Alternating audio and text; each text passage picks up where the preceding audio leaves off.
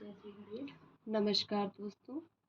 पूर्णमासी व्रत कथा के साथ साथ और इसमें चंद्रमा की पूजा के साथ भी आज मैं आपको बताने जा रही हूँ। इसमें सत्यनारायण भगवान की भी पूजा की जाती है। भगवान विष्णु जी का व्रत रखा जाता है और इसकी भी कथा मैं आपको सुनाने जा रही हूँ। इस कथा को जो भी पढ़ता है, सुनता है या भी जो व्रत रखता है, उसकी समस्त मनोकामनाएं पूर्ण हो जाती हैं। जैसा कि आप लोग देख रहे हैं, यहाँ पर सारी तैयारी हमारी की हुई है। दीपक हम जला चुके हैं और ये भगवान श्री सत्यनारायण की कथा की हमारे पास किताब भी है, इसमें कथा दी हुई है। और आइए हम प्रारंभ करते हैं कथा।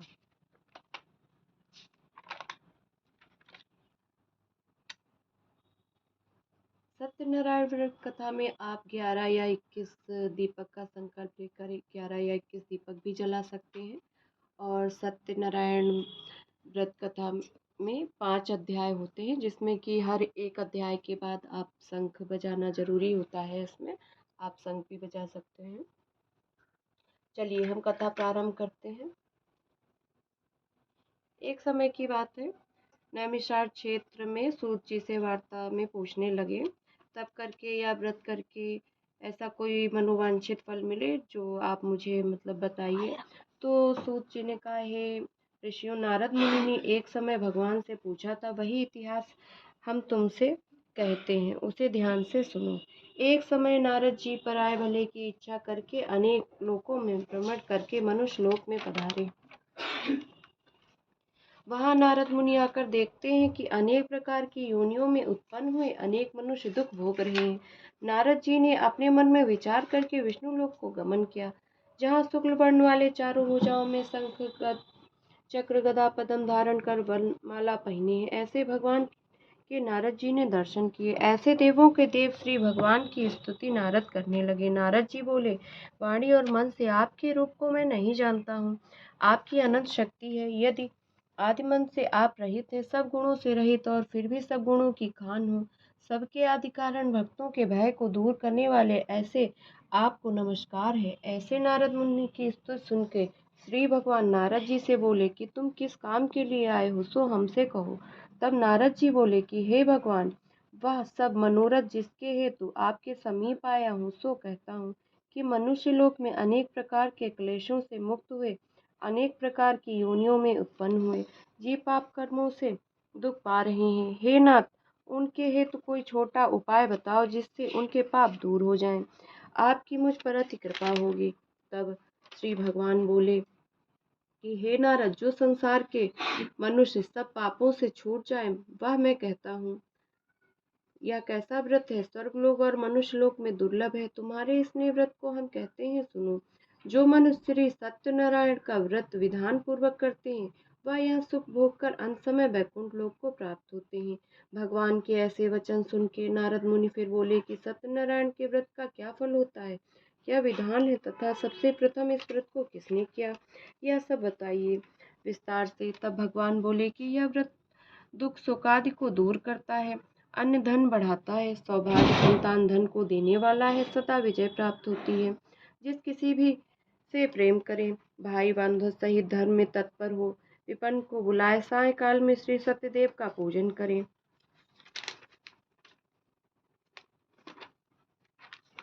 जहाँ गेहूं का चूर्ण ना मिले वहाँ चावल के चूर्ण की पंजीरी बनावे, शक्कर डालने ना होए तो मिठाई गुड़ मिलावे, सवा सिर से सवा मन तक जैसी श्रद्धा हो वैसा प्रसाद बना ले, ब्राह्मण को दक्षिणा दे तथा प्रेम से मित्र बंधुओं सहित कथा सुने, फिर विपन्न और बंधुओं को भोजन करावे, रात्रि में जागरण भी करे।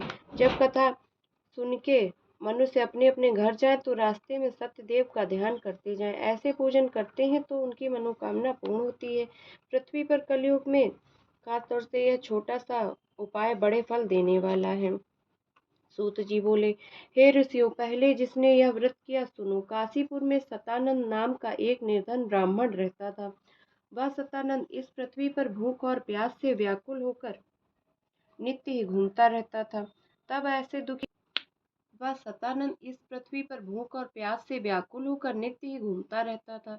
तब ऐसे दुखी ब्राह्मण को देखकर भगवान, जिनको ब्राह्मण अति प्यारे हैं, बूढ़े ब्राह्मण का भगवान रूप धर कर उस सतानंद से पूछते हैं कि हे विप्र, तुम इस पृथ्वी पर नित्य दुखी होकर काहे को फिरते हो?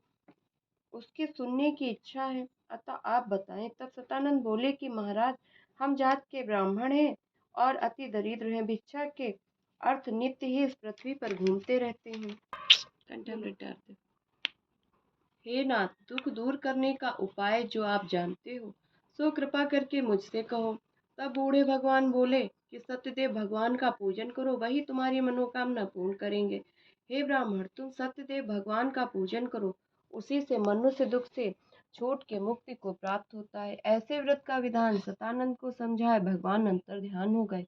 तब वह ब्राह्मण सतानंद बोले, मैं अवश्य इस बूढ़े ब्राह्मण के बताए व्रत को करूंगा। इस चिंता में उसको रात्रि में नींद नहीं आई। प्रातःकाल सतानंद उठकर यह संकल्प करके पिछाड़ के गया कि आज की भिक्षा में जो मिलेगा उस धन से सत्यनारायण का पूजन करूंगा। बिना मांगे उस दिन सतानंद को नित्य से अधिक धन प्राप्त हुआ।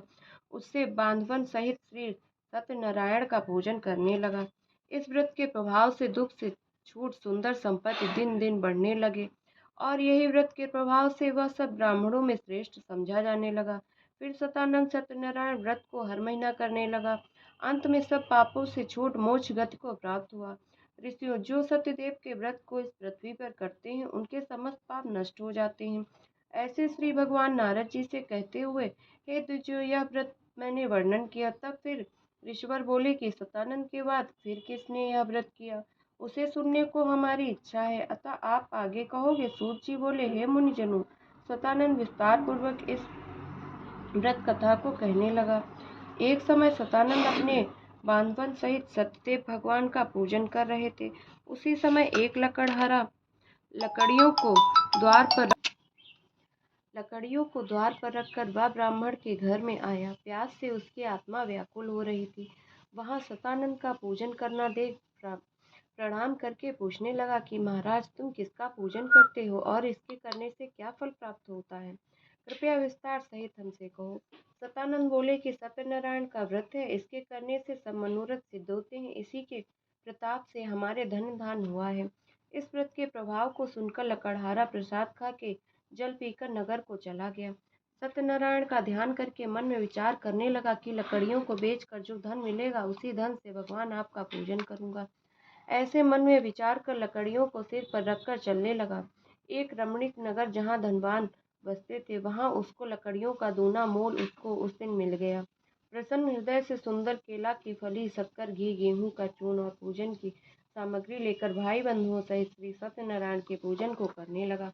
उस व्रत के प्रभाव से धन पुत्र से युक्त होकर इस लोक में सुख को भोग अंत समय भगवान के लोक को चला गया। प्रथम अध्याय संपूर्ण हुआ। अब हम करते हैं दूसरा अध्याय। सूत जी बोले, हे मुनि उत्तम सत्तम, तुम सुनो। एक उल्कामुख नाम का एक राजा पृथ्वी पर हुआ। वह राजा इंद्रियों को जीतने वाला, सत्य का बोलने वाला, देवताओं को पूजने वाला, ब्राह्मणों को नित्य दान दे संतुष्ट करने लगा। जिसकी स्त्री कमलमुखी और पतिव्रता थी, वह पत्नी सहित राजा भद्रशिला नदी के तीर श्री सत्यनारायण का पूजन करने लगा।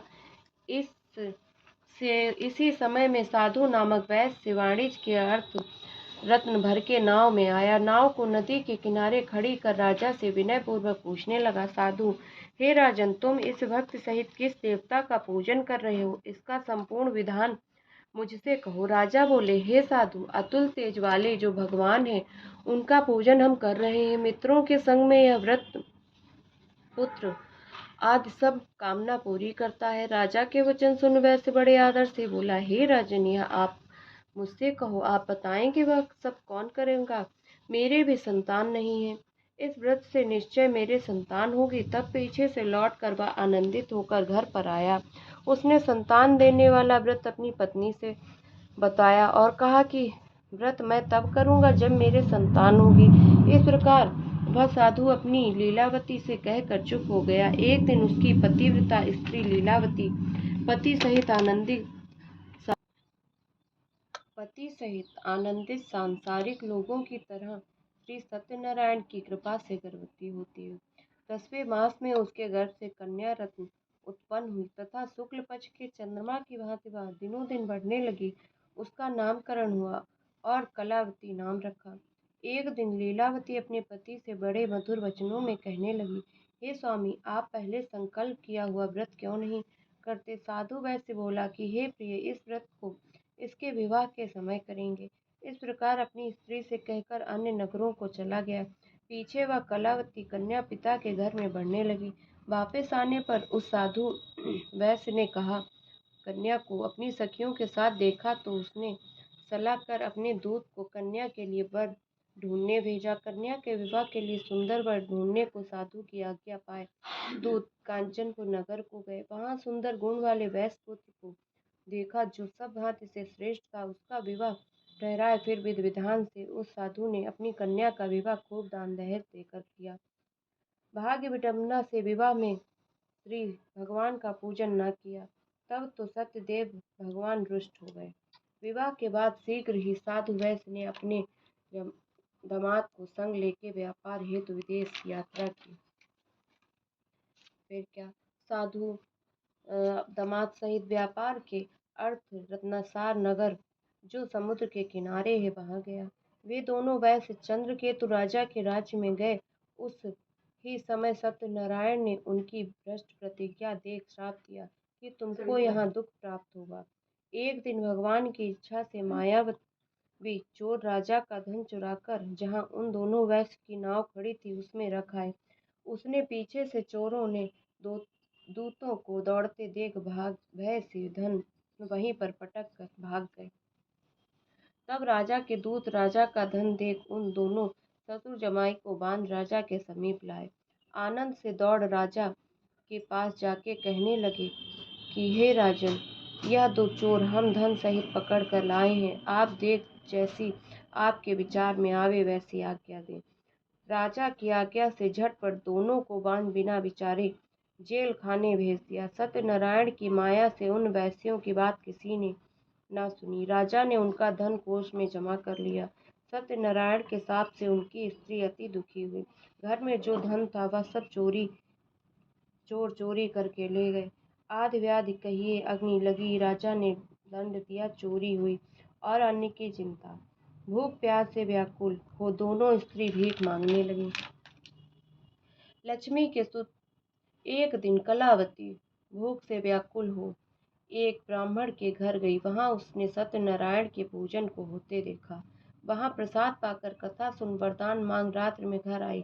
कलावती की माता प्रेम सहित कलावती को समझाने लगी कि हे पुत्री, इतनी रात्रि गए तक तुम कहाँ रही और तुम्हारे मन में क्या है? तब कलावती अपनी माता से बोली कि माता, ब्राह्मण के घर में वांछित फल देने वाला मैंने सत्यनारायण का व्रत देखा। तब कन्या के वाक्य को सुनकर वह पूजन करने को उद्यत हुई।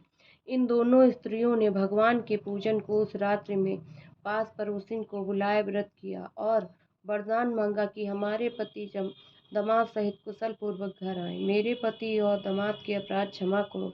ऐसी स्तुति सुनकर सत्यदेव प्रसन्न हुए। उसी समय रात्रि में राजा चंद्रकेतु को स्वप्न हुआ कि हे राजन, उन दोनों वैश्यों को जिन्हें बिना अपराध के तुमने बंदी बनाया उनको छोड़ दो। जो तुमने उनका धन लिया है सो सब दे दो, और जो नहीं दोगे तो पुत्र, धन तथा राज्य सब नष्ट कर देंगे। ऐसा राजा से कहकर भगवान अंतर ध्यान हो गए। सवेरे ही राजा अपने मंत्रियों को बुला सलाह करने लगा।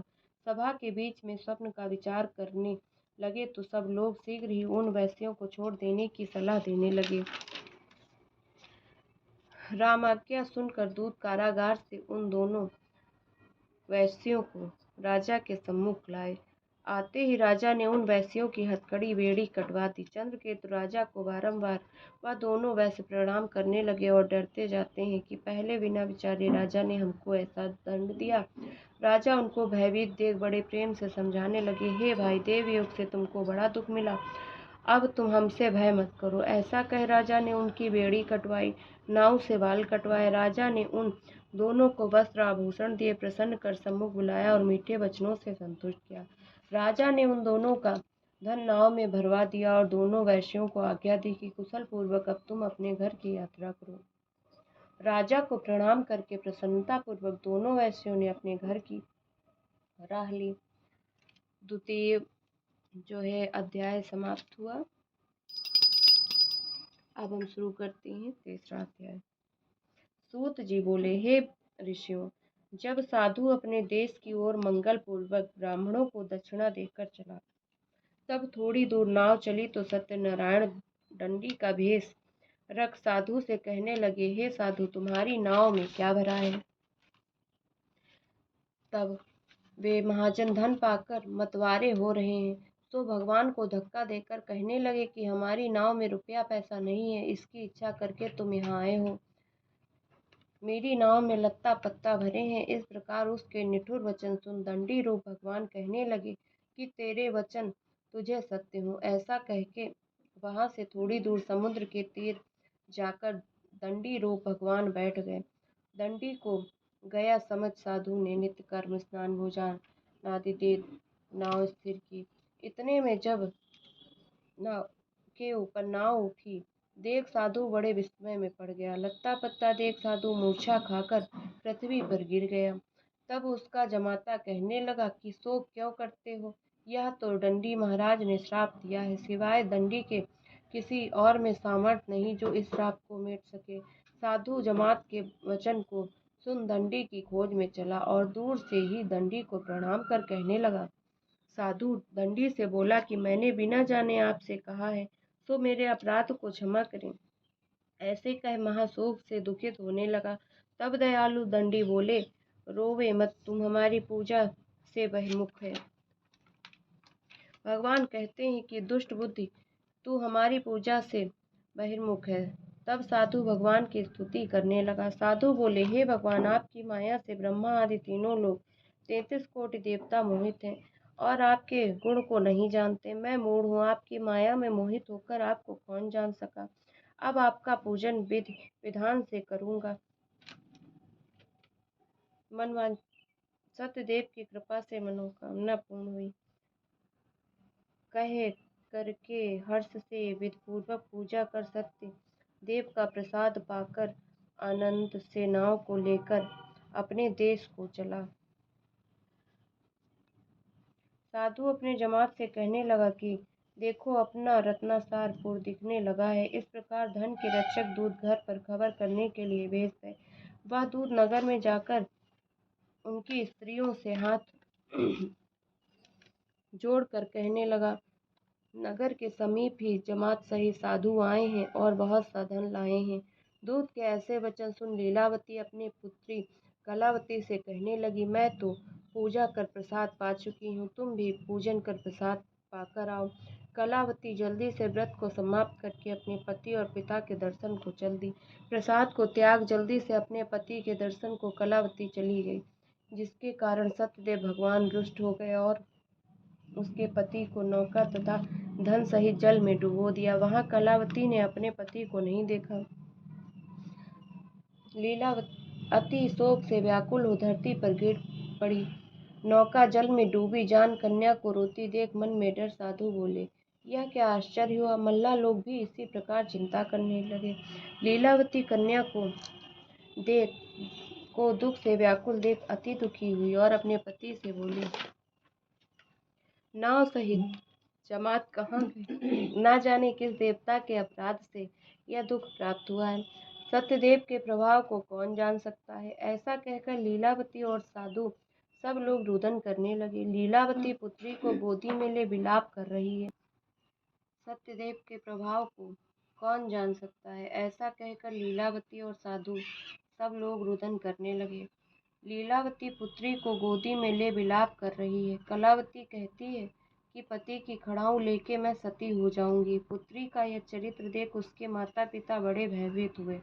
शोक से अति व्याकुल हो साधु चिंता करने लगा कि मैं भ्रम से सत्यनारायण की माया में फंसा हूँ। सवैया प्रभु सत्य गिरा प्रहलाद सुनी। वैसे कहता है कि भगवान आपकी पूजा मैं विभव विस्तार से करूंगा। इस प्रकार सत्यदेव के निमित्त बार बार प्रणाम दंडवत कर भगवान को प्रसन्न करने लगा। भक्त वत्सल भगवान बोले, हे साधु, तेरी कन्या प्रसाद को त्याग कर अपने पति के दर्शन को आई। इसी से तेरी कन्या के पति की नौका जल में अंतर्ध्यान हुई। तब अब तेरी कन्या प्रसाद को घर जाए, आदर पूर्वक खाए, तो इसके पति की नौका जल से ऊपर आ जाएगी, जिसमें संदेह नहीं। ऐसी आकाशवाणी को सब स्त्री पुरुषों ने सुना। तब कलावती घर जाकर और प्रेम से प्रसाद पाकर वहां आई।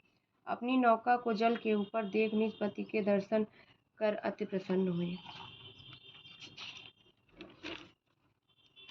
फिर कलावती पिता से बोली, अब देरी न करो, घर पर चलो। ऐसे साधु पुत्री के वचन सुन बड़ा प्रसन्न हुआ और फिर सत्यदेव के पूजन को खूब विधि विधान से करने लगा।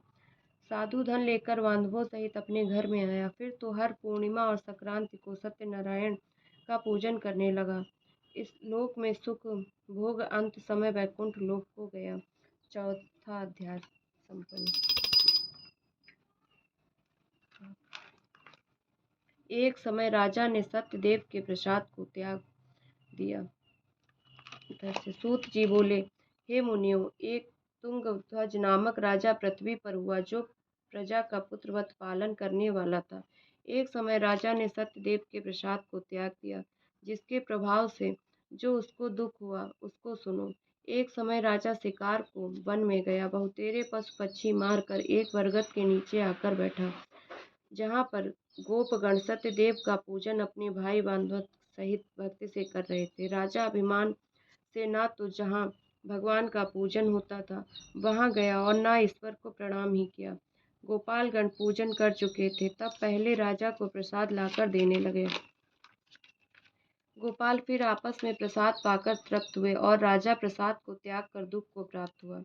तब राजा के 100 पुत्र और धन धान्य भ्रष्ट हो गया। तब राजा सोचने लगा कि यह सत्यनारायण ने ही नष्ट किया है। जहाँ सत्यनारायण की पूजा हुई थी वहां ही चलूं, यह मन में निश्चय करके गोपालों के पास गया। फिर राजा ग्वालों के संग प्रेम से सत्य देव का पूजन करने लगा। सत्यनारायण के प्रसाद से धन पुत्र आदि से युक्त हो इस लोक में सुख भोग अंत में सत्यपुर को गया। जो मनुष्य इस परम दुर्लभ व्रत को करते हैं और प्रेम पूर्वक कथा को सुनते हैं, उनको सत्यदेव अपनी भक्ति देते हैं। उस भक्ति से 101 पीढ़ी तक जाती है। उन भगवान की कृपा से धन धान हुए हैं, दरिद्रों को धन मिलता है, बंदी गृह से छूट जाते हैं, भय युक्त मनुष्य भय से छूट जाते हैं। यह सत्य है, इसमें संदेह नहीं। यहाँ मनोवांछित फल भोग अंत में वैकुंठ लोक को जाते हैं। सत्यनारायण भगवान की जय। हे ब्राह्मणों, इस तरह तुम्हारे प्रति सत्यनारायण के व्रत को विस्तार से कहा, जिसके करने से मनुष्य सब दुख से छूट जाते हैं। विशेष करके कलयुग में सत्यदेव की पूजा ही फल देने वाली है। कोई काल कोई सत्यदेव, कोई इस नाम से कहेंगे, कोई सत्यनारायण कहेंगे। इस तरह भगवान के अनेक रूप धारण करने के फल होते हैं। पहले जिसने सत्यनारायण का पूजन किया, हे ऋषियों, उनके उस जन्मों का हाल सुनाओ।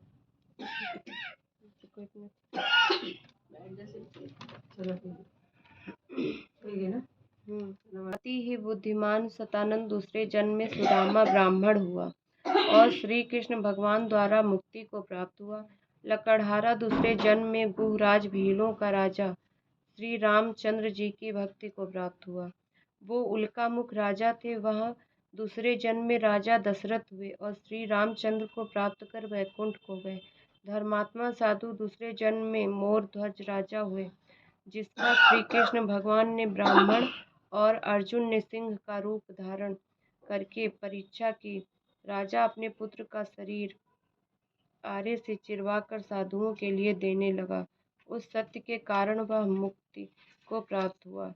तुंगध्वज राजा स्वयं मनु दूसरे जन्म में होकर सबको श्री भगवान भक्त बना के आप वैकुंठ धाम को गए।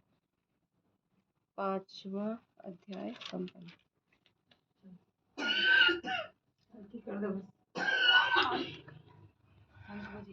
बजा दो।